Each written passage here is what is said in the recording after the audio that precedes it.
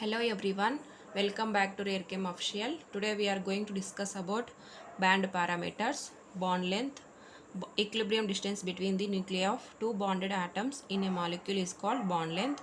Bond length is measured by spectroscopic techniques, X-ray diffraction and electron diffraction techniques.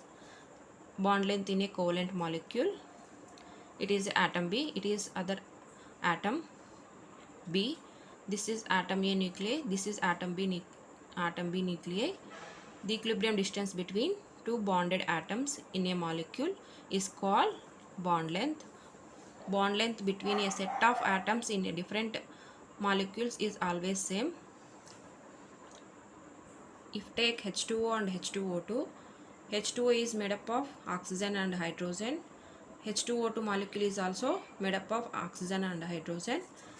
H2O is in sp3 hybridization. H2O2 also sp3 hybridization.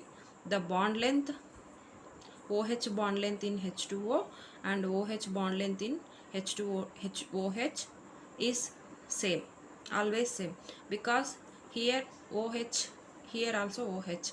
This oxygen is also in sp3 hybridization, this also in sp3 hybridization. As the p character of hybrid orbital changes, the bond length changes.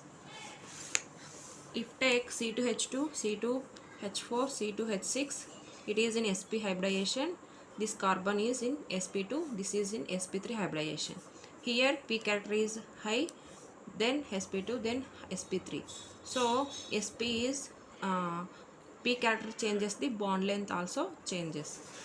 As the number of bonds between two atoms increases, bond length decreases. Here single bond is present between two carbon atoms, here double bond, here triple bond.